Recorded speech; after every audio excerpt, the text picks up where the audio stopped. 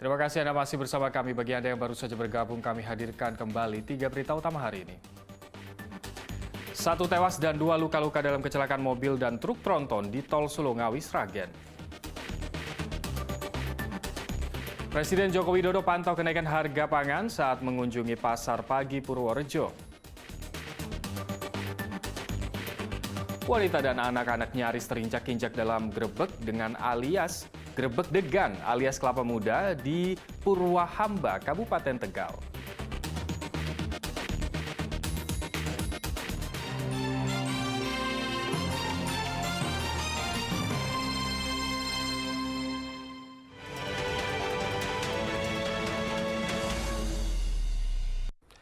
Pemilih pemula dan lansia kesulitan membuka dan melipat 5 surat suara saat mengikuti simulasi pencoblosan pemilu di Boyolali.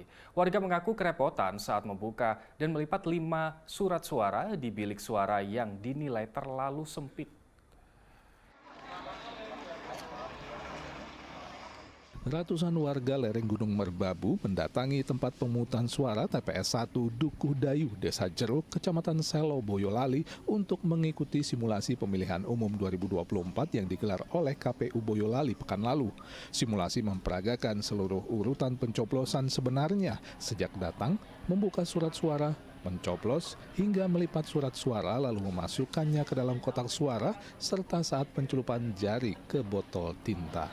Dalam simulasi tersebut, banyak warga mulai dari pemilih pemula hingga para lansia yang mengalami kendala saat mencoba membuka dan melipat 5 surat suara di dalam bilik suara yang tidak terlalu luas. Ya, cuma ngelipatnya juga susah, soalnya yang lebar-lebar itu agak susah. Susahnya kenapa? Karena melipatnya itu kan lebar banget, panjang gitu. Kertas suaranya panjang? Iya. Nggak repot sih, cuman kertasnya kelebaran aja. Terus kotaknya sempit, gitu. Kesulitannya itu aja? Iya, Pak.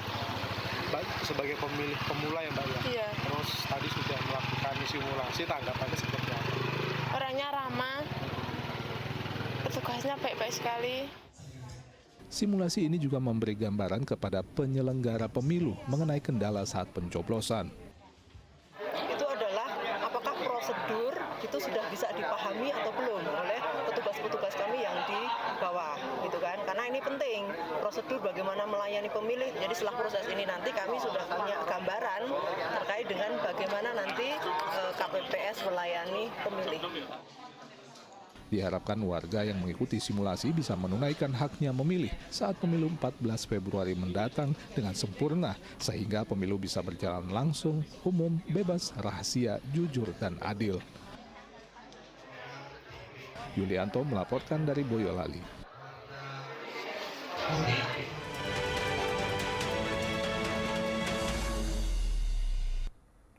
Acara grebek degan alias kelapa muda di Kabupaten Tegal berlangsung ricuh. Wanita dan anak-anak nyaris terinjak demi mendapatkan kelapa muda gratis. Saling dorong hingga saling tindih mewarnai grebek degan gratis yang digelar Dinas Kepemudaan Olahraga dan Pariwisata Kabupaten Tegal.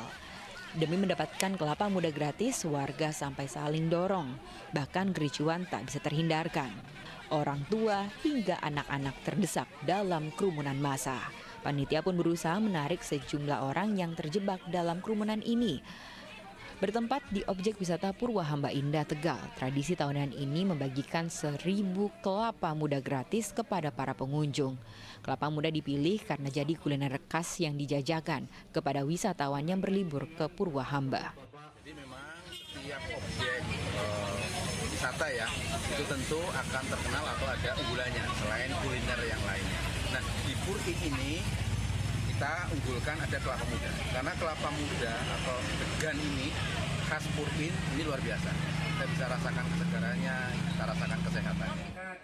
Dulu banyak warga yang bekerja sebagai petani degan, tetapi kini mulai berkurang karena banyaknya lahan pertanian kelapa yang beralih fungsi jadi permukiman.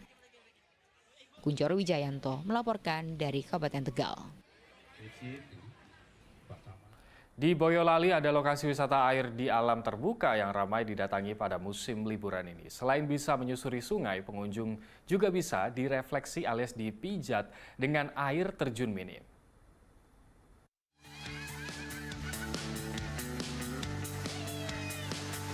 Seru sekali para ibu yang sibuk main ban menyusuri aliran air di tempat wisata panorama Desa Neben, Kecamatan Tewas, Kabupaten Boyolali. Pengunjung bisa menyusuri kali sepanjang 400 meter didampingi penjaga wisata. Air yang dangkal dan cukup deras membuat tempat wisata ini ramai didatangi warga dari berbagai daerah. Selain bermain ban, pengunjung juga bisa bermain di kolam berair jernih.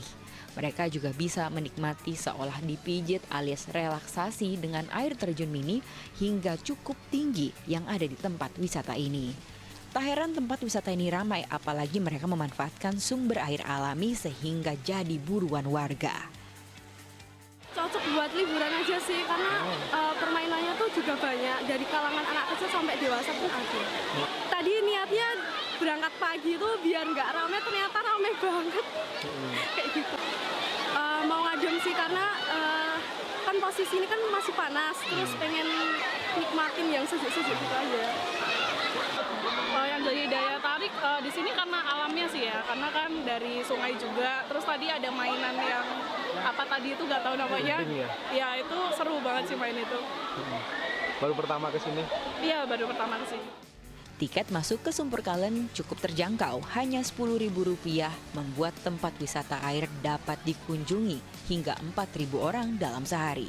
Pengelola wisata mengaku pengunjung di momen akhir tahun bisa mencapai 6.000 orang per hari. Untuk liburan ini tren pengunjung meningkat Mas, dan mungkin nanti sampai tahun baru. Rata-rata per hari berapa Mas? Ya kalau per hari untuk 3.000 4.000 Mas. 3.000 4.000. Wisata ini buka setiap hari mulai dari pukul 8 pagi hingga 5 sore. Wisata alam terbuka ini bisa menjadi referensi untuk mengisi waktu libur bersama keluarga. Yulianto melaporkan dari Kabupaten Boyolali.